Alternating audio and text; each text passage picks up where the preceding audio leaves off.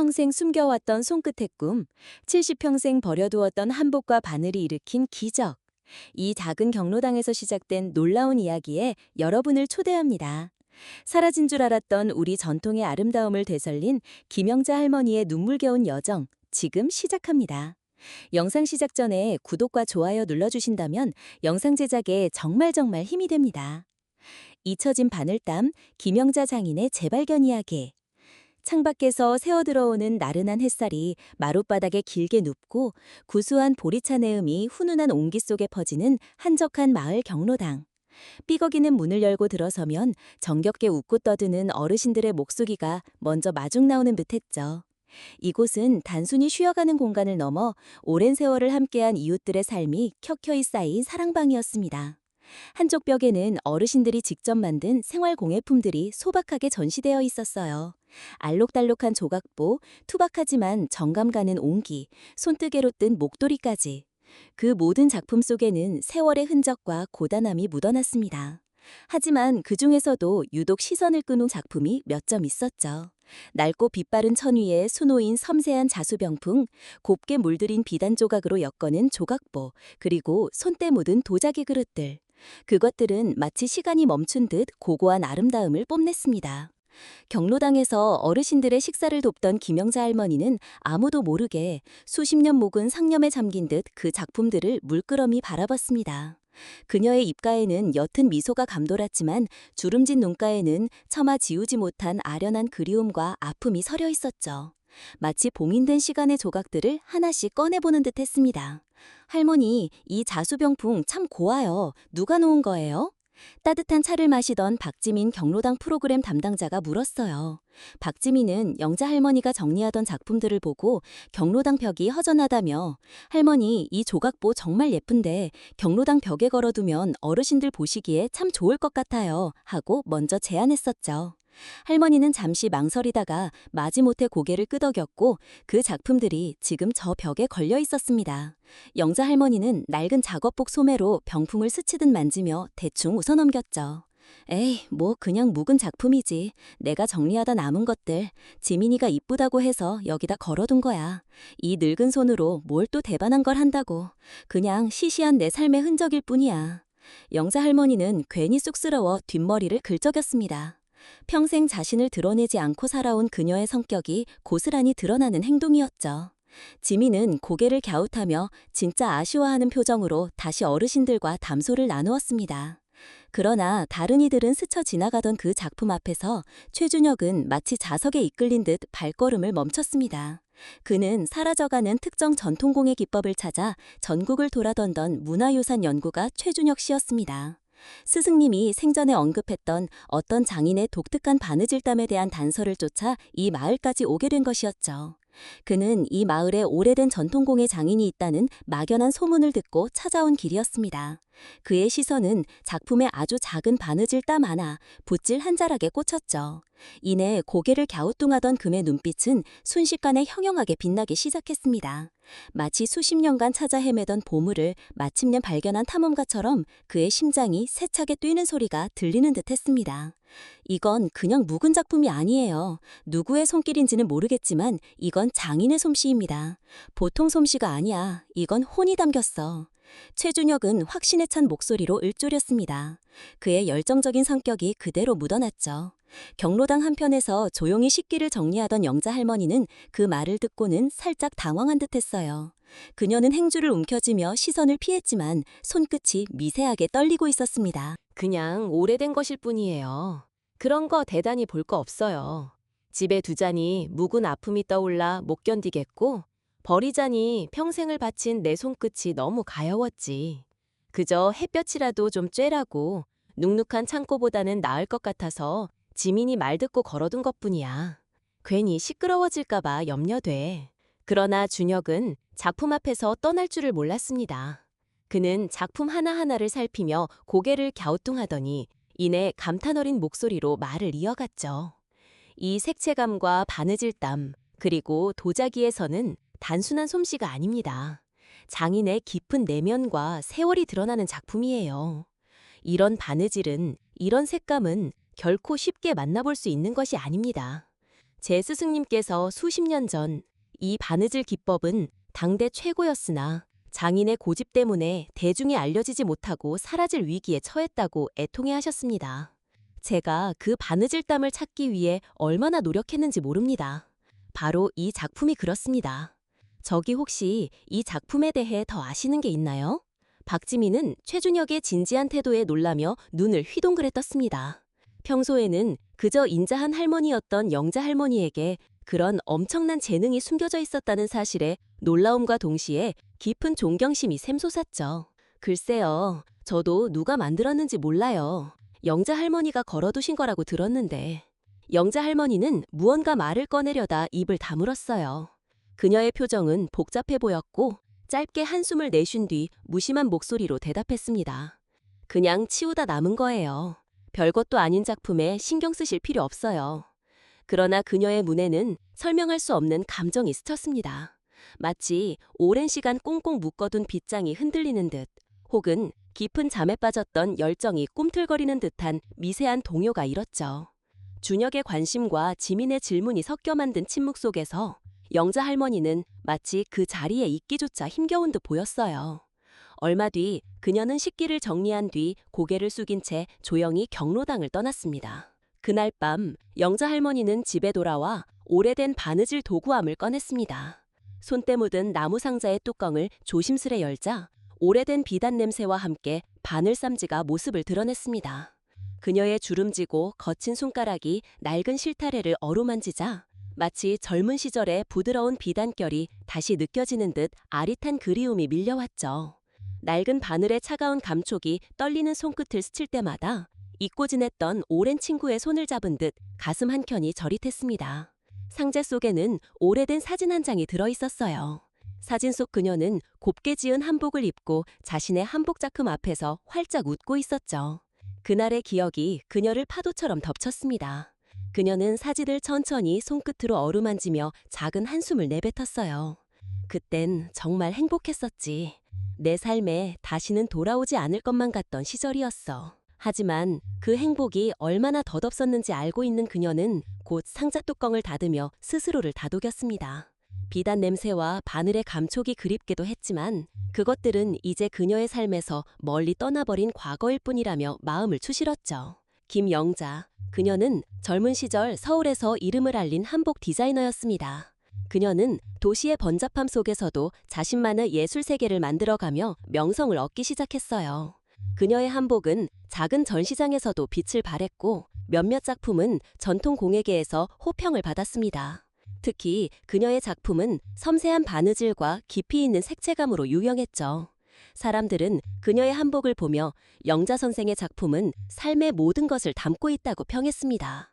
그녀는 고단한 현실 속에서도 천과 바늘 앞에 앉아 마음속의 감정을 손끝으로 풀어냈습니다. 하지만 장인의 삶은 결코 쉽지 않았어요. 주문이 끊기던 날에는 하루 종일 밥을 굶기도 했고 몇 달 동안 공방을 운영하기 위해 빚을 내야 했던 적도 있었습니다. 대형 브랜드의 등장과 빠르게 변하는 패션 트렌드 속에서 그녀의 전통 한복은 설 자리를 잃어갔죠. 당신 그 고집 때문에 우리가 다 뭘 잃었는지 알아? 당신 그 한복이 밥 먹여줘? 남편의 차가운 말이 그녀를 더욱 힘들게 했습니다. 칼날 같은 말이 심장을 도려내는 듯했죠. 그러던 어느 날 그녀에게 인생의 전환점이 찾아왔습니다. 한 대형 백화점에서 그녀의 한복을 메인으로 전시하기로 결정한 거예요. 그녀는 처음으로 대중 앞에서 자신의 예술을 선보일 기회를 얻었습니다. 그러나 전시회 준비 과정은 순탄치 않았어요. 제작 비용을 마련하기 위해 밤낮으로 아르바이트를 하며 바느질에 몰두했고 몸이 망가질 정도로 일에 몰두했습니다. 전시회 날, 그녀의 작품은 사람들에게 깊은 인상을 남겼어요. 많은 미술 애호가와 문화 관계자들이 그녀의 작품에 감동하며 구매를 원했죠. 그녀는 그 순간만큼은 자신의 노력이 보상받는 듯한 기쁨을 느꼈습니다. 그러나 그 기쁨도 잠시, 경제적 어려움은 여전히 그녀를 따라다녔어요. 작품 수입 대부분은 전시장 대여료와 운영 비용으로 빠져나갔습니다. 특히 전시를 준비하며 생긴 부채와 광고비는 그녀의 재정을 압박했죠.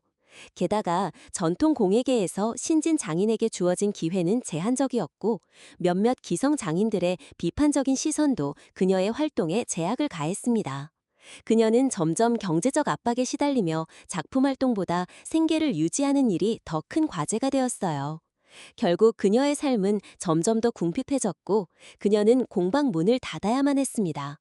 자신의 작업실을 비우며 마지막으로 바느질 도구들을 정리하던 날, 그녀는 한참 동안 자신의 손을 바라보았어요.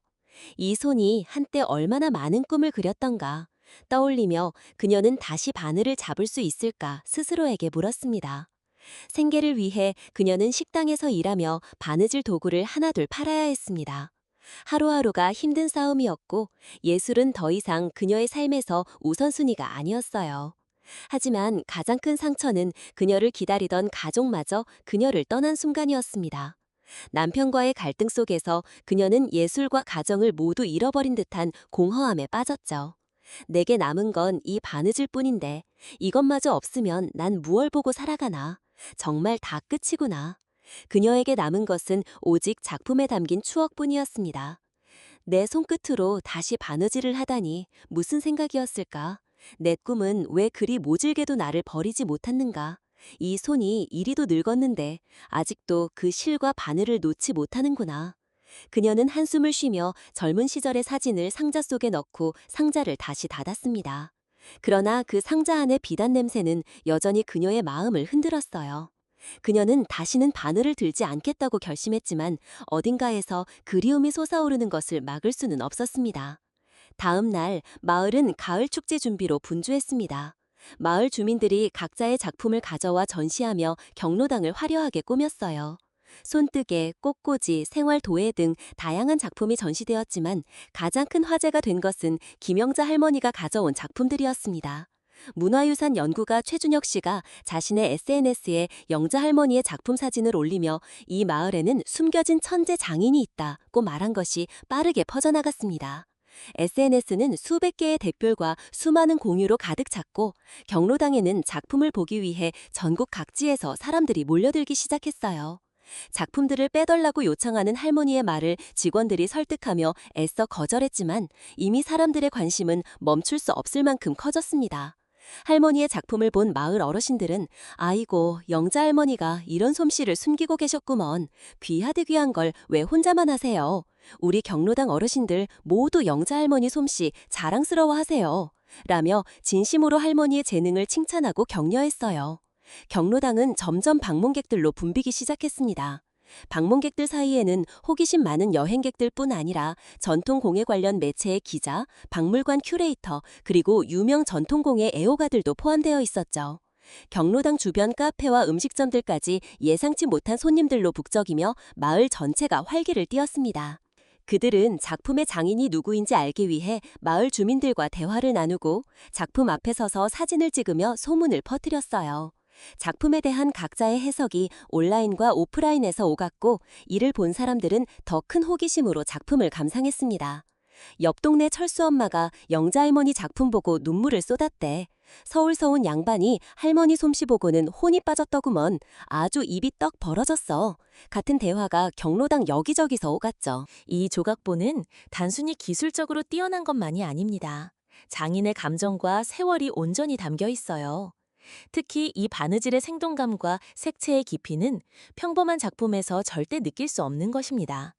보는 이로 하여금 그 당시의 공기와 분위기를 생생히 느끼게 합니다. 문화유산 연구가 최준혁 씨는 작품 앞에서 이렇게 말하며 감탄을 멈추지 않았어요. 그의 열정적인 평가가 방문객들에게 더욱 강렬한 인상을 남겼습니다.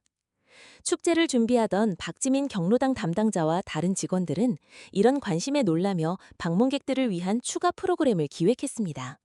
지민인 작은 설명회를 열어 작품에 얽힌 이야기를 전하기로 했고 최준혁 씨의 제안으로 영자 할머니의 작품에 대해 이야기하는 토크쇼를 계획했죠.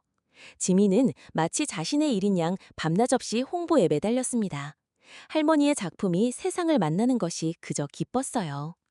토크쇼에서 최준혁 씨는 영자 할머니의 작품에 대해 열정적으로 발표하며 큰 기대감을 드러냈습니다. 그는 작품 속의 섬세한 바느질과 감정의 깊이를 분석하며 이렇게 덧붙였어요.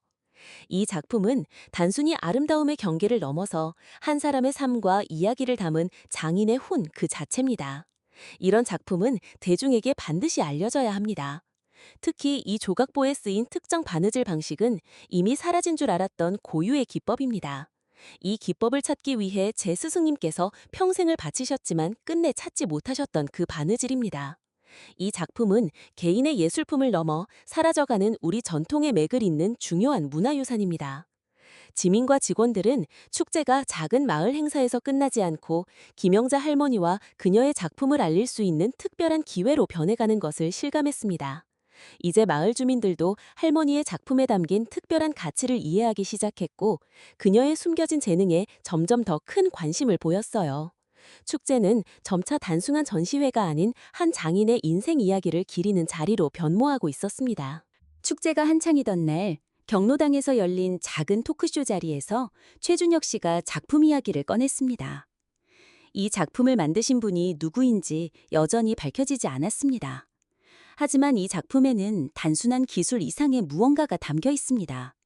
이는 살아온 인생 경험, 그리고 장인의 집념의 집약체입니다. 이 작품을 통해 장인은 자신이 본 세계와 느낀 감정을 우리에게 전하고 있습니다. 혹시 이곳에 작품의 주인공이 계시다면 꼭 만나 뵙고 싶습니다. 최준혁 씨의 말에 경로당 안은 잠시 조용해졌습니다. 사람들은 작품의 주인공이 누구인지 궁금해하며 주위를 둘러보았죠. 그러자 한쪽 구석에서 한 인물이 천천히 자리에서 일어섰습니다. 그것은 평소 경로당에서 어르신들의 식사를 도맡아 하던 김영자 할머니였습니다. 박지민은 자신도 모르게 숨을 죽였습니다. 제가 만들었습니다. 그녀의 목소리는 작고 떨렸지만 굳은 결심이 실린 그 말은 경로당 안을 가득 채우기에 충분했습니다. 사람들은 일제히 그녀를 바라보았습니다. 그녀의 낡은 작업복과 주름진 얼굴은 장인의 이미지와는 너무도 달랐기에 모두가 놀란 표정을 감추지 못했죠. 정말로 영자 할머니가 만드신 건가요? 누군가 조심스럽게 물었고 영자 할머니는 작게 고개를 끄덕였습니다. 그녀는 쑥스러워 손을 만지작거리며 말했어요. 그냥 한때 만들었던 거예요. 오래전 이야기입니다. 특별한 건 없어요. 그저 버리지 못한 미련 같은 거였지. 하지만 그녀의 말을 듣던 최준혁 씨는 고개를 저으며 단호히 말했습니다. 그의 눈빛은 할머니의 굳게 닫힌 마음을 읽는 듯 안타까움과 존경심이 뒤섞인 복잡한 표정이었습니다. 아닙니다. 이 작품은 단순히 오래된 작품이 아닙니다. 김영자 할머니, 이 작품에는 당신의 이야기가, 당신의 삶이, 당신의 장인 정신이 녹아 있습니다. 이건 특별하지 않을 수가 없습니다.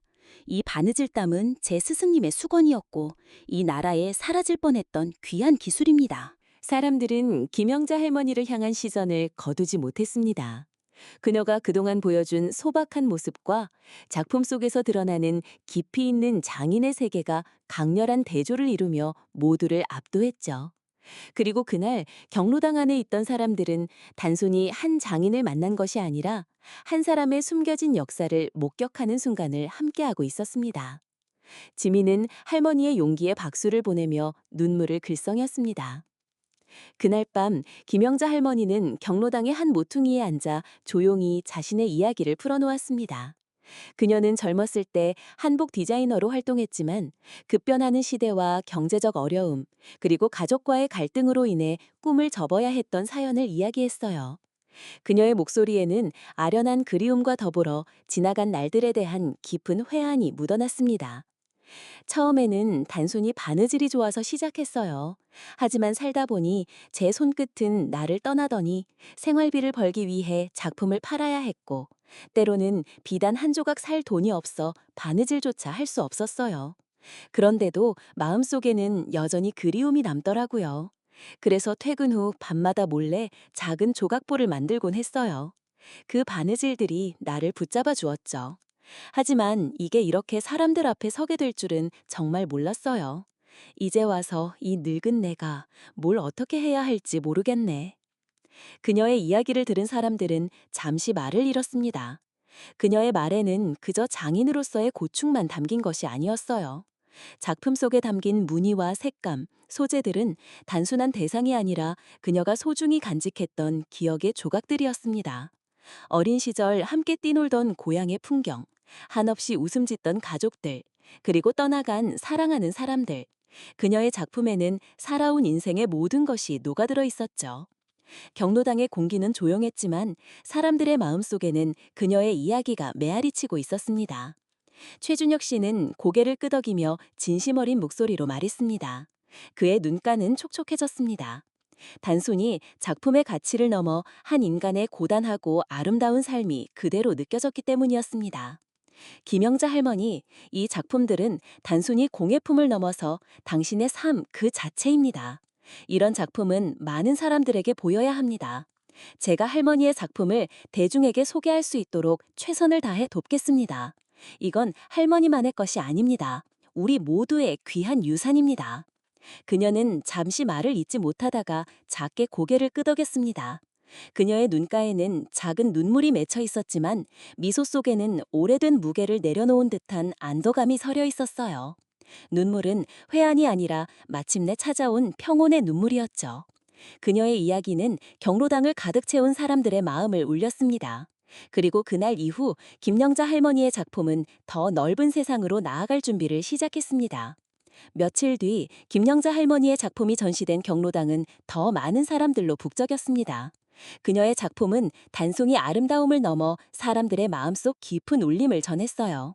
그 작품 속에 담긴 이야기가 사람들에게 희망과 감동을 전하며 경로당은 마을의 전통 문화의 중심지로 새롭게 자리 잡았습니다.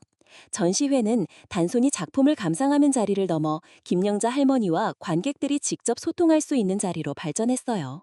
방문객들은 그녀의 작품에 얽힌 뒷이야기를 듣고 싶어 했고, 영자 할머니는 처음에는 쑥스러워했지만 차츰 자신의 이야기를 풀어놓기 시작했죠. 이 조각보는 제 어린 시절 동네 풍경을 담은 거예요. 저 색동무늬는 제가 처음 바느질을 배웠던 추억이 담겨 있죠.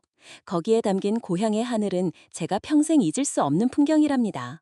사람들은 그녀의 말을 경청하며 작품 속에서 자신의 추억과 연결되는 부분을 찾았습니다.